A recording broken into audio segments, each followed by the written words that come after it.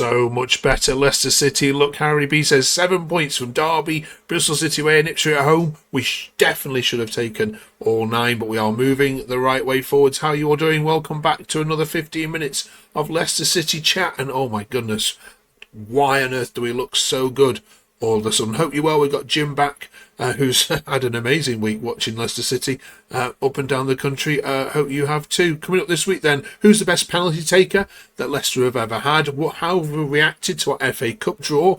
And we're up to the letter J in our A to Z of Leicester City. Join us for that at the end. Who's the best player who begins with the letter J that's ever played for the Foxes? Jim, wow.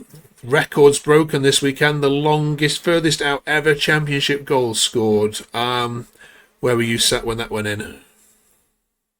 I couldn't make the game, unfortunately. I was at the stewarding at my local football, so I was watching it on my phone, and I was stood behind the away goal at Ilson Town, and I was shouting and screaming. Everyone looked at me thinking I was going nuts. At that time, nothing was happening in the game I was at. And I was showing people the goal, so I couldn't believe it. As soon as he hit it, it just looked like it was destined to go in. I was just hoping it didn't bounce over the crossbar. But luckily, it just went under, and yeah, it was an unbelievable strike. Yeah. Were Leicester that good, or Ipswich that bad? I think first half, we capitalised on a few of their mistakes with clinical finishing. I don't think Ipswich were bad. I just think, again, like Derby, they probably thought it was going to be an easy 3 points for them, and they didn't put the foot down until late on, and by that time, we were 3-0 up. Because I just think that, I don't know what's happening behind the scenes. I don't know if it's because he's picking the same 11 now, and it's all starting to click. Dick Reed, Oliver Skip, they're all playing like I haven't seen them play before in Leicestershire, and it's all going according to plan. So I just think teams are expecting an easy game, and it's not turning out to be that way. Yeah, I want to follow up on our title about Oliver Skip. Jet says, okay, how much better does Skip look with confidence? And him and JB is a great partnership building, yeah. Do you agree that partnership between him and JJ is looking really strong? Oh, definitely. I think JJ's the more attacking one and Skip's the more defending one. But yeah, they just seem to have an understanding between them. Like, Oliver knows, Skip knows if JJ's going forward, I'll stay back, or vice versa. So it's not like when you have Samara, who didn't know what he was doing half the time. And obviously Winks, he would go up the same as the other one and you'd leave midfield short. So I think, they've got a good understanding where one knows what the other one's going to do, so they'll do the opposite. And it's working at the minute. It's working really well. Yeah, absolutely. No Marty out tweets this week as well, which is good. Sashin says we fell away a bit at the end there, but it's a much more convincing. Kept some of the first half aggression up in the second half for a while, and overall looked dominant in parts. Build off this and move forward. What a great 3 points that was, lads. Yeah, who else impressed for you, Jim? Obviously Fataru. I think Nelson again. He's looking like his future captain. He really does look so assured at the back. And Vestergaard. And, hands up, I've slated him, but, he's getting blocks in and he's making himself big. And I think having another tall defender like Nelson next to him with a stature like his, I think is helping him out. And I think they're both complementing each other at the minute. So I think both of them deserve a shout. Yeah. This weekend's going to be quite personal for Marty, isn't it? Of course, going back to QPR. Where are the fan base with him now? Where are you with him and your confidence? I think I'm on the fence still. I mean, I was Marty out, a week and a half, 2 weeks ago. We should have beaten Bristol City, but that second half capitulation was shocking. And I couldn't believe what I was watching. So it should be 9, but obviously it's 7. But you can't 3 points at Derby, 3 points at Ipswich. You can't say that wasn't down to him. I know the players are playing well, but he's picking the team, and it's whatever he's doing, it's working now. So I'm going to give him the benefit of the doubt that if he can get a result at QPR, then I think I'm going to be Marty in. But at the minute, I'm still on fence, depending how the next couple of games go. Right, one player who's attracted a lot of column inches this week then is Winks himself. I want to get your view on what we've said. Oh, this one. Yes, this one here. Again, Sashin says, good to see no sign of Winks. again after rumours that he might have returned this week. Buzzing to watch us play one after football, then shut it right off again. What should happen to Winks now, Jim? We've heard that he was left out for training ground reasons. What have you made of the situation, and what should happen to him now? Well, I've also heard rumours that he's been talking to other clubs about a January move. I mean, I've always liked Winks. You know what he did when we signed him when we got promoted under Maresca.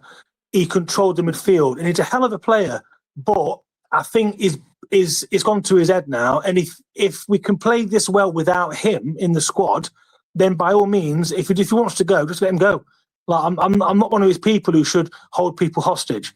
If we can play better without him, and he's having to bust up some training and supposedly talking to other clubs in secret, then let him go. Just get him gone in January, and we can get someone else in, or just build around what we've already got. We don't need people who don't want to be here, like Faz, in the squad, stirring things and making things awkward. Because at the minute, the squad we've got, it's starting to click.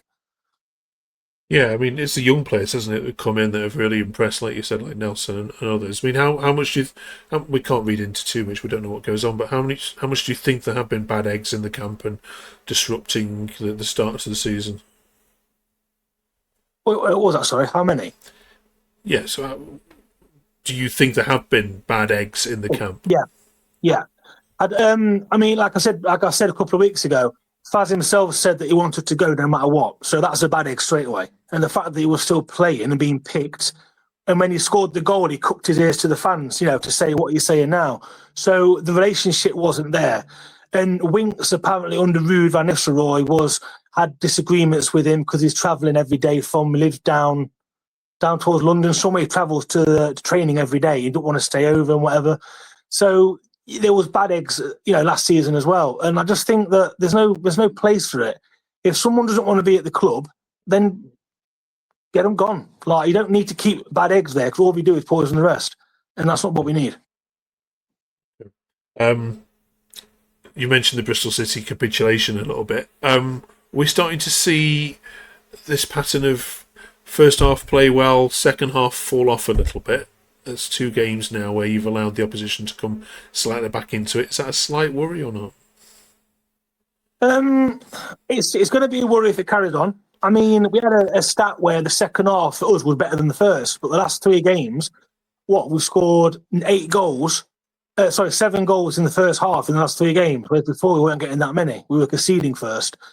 But I just think it's a mentality issue of we're 2 up, we're 3-0 up, whatever. Let's just sit back, take the foot off the pedal, and let's see if we can hold out. Where for me, if you're 2 or 3-0 up and you're playing well, come out and do the same again. Try and get 4 or 5 to help the goal difference. Never ever sit back unless you're 6-7-0 up. If you're 2-0 up, like against Bristol City, they came out, scored within the first minute, our heads dropped, and they just absolutely annihilated us for the whole 45 minutes. Ipswich, we had a better second half because we scored the third, but after about 70 minutes, they took control. And obviously, Jakob made that daft mistake, but then they kind of pressured us, but we held out. And Derby, when they came out second half, they pressured us. And again, we just sat back, and then they scored, but we held out again. But I just think it's a mentality issue of we're ahead now, let's just settle. Well, it shouldn't be like that. You should go for the jugular and try and get 4 or 5 every time, in my opinion. Okay. Right. If you've only just come across the channel, we'd love you to drop your subscribe as well. We make this every single week, 15 minutes of Leicester City chat, looking back at the good and the bad of social media takes. And yeah, every single City game is reviewed. And if you fancy coming on and being a pundit yourself, we'd love to hear from you as well, to join Jim and give your thoughts on some of these games. We've been talking about penalties, Jim. There's been so many saved penalties so far in the Championship, and that's got us thinking about who would you want as a Leicester City player over a penalty. It can be past or present. Who's the number one you would go to be nailed on to score? I'm torn between 2. I mean, Jamie Vardy, it just hits it with power, and he wouldn't necessarily look where he was hitting it, he would just belt it. And then same with Paul Gallagher. He used to have his back to goal and then just run up and boot it. And, he scored quite a lot, Gallagher did. But then you've got, Kelechi Iheanacho on the side that used to kind of place it. So if I had to pick one, I'd go Vardy first, then Gallagher, then Iheanacho, my top 3. Some players there in that list, isn't there? God. Right, FA Cup draw's been made since we last met. Thoughts on it? I'm happy we got a team. I mean, obviously, Cheltenham, it'd be a good game for them having an ex-Premier League champions come, to play against. A few weeks ago, I was hoping for a lower team to build the confidence up, but that's obviously, hopefully, high now. So I'm hoping he doesn't make too many changes. And I mean, I'd field youth, but don't make too many where we could end up losing the game like we have in the past against Newport, for example. So, yeah, I'm looking forward to it. Hopefully get like Evans and Aluko and Page on starting. And, yeah, hopefully get a couple of goals and make it a good game. Cool. Finally, this week, then, we've been doing the A to Z of Leicester City. We're up to the letter J in our countdown. You got anybody for this, Jim? We struggled for I last week. Any J's? Yeah, the I's last week came to me after we'd finished Iheanacho. Obviously, it was a bit late after. With a J, I could think of a few first names like Jamie Vardy and everything, but with a J itself, again, off the top of my head, I can't think of any last names beginning with a J that's played for us. I could be proven wrong, but it might come to me in a bit. But at the minute, I can't really think of any players whose last name begins with a J that stand out. Justin, James Justin, maybe. But that's the only one I can. I mean. Yeah, maybe a bit early for him to get in. This is where we need your help then in the comments, please. Who gets in at the Leicester City A to Z at the letter J? Brilliant, right. Well, enjoy your trip to QPR, Jim. If you're heading down there, I'm sure hopefully Marty won't be getting a very warm reception at all from the QPR fans. It should be quite an interesting hostile game. Of course, we'll report back on that next week. Thank you, though, of course, very much for watching. Drop us a sub before you go, and we'll see you next week. Thanks for watching.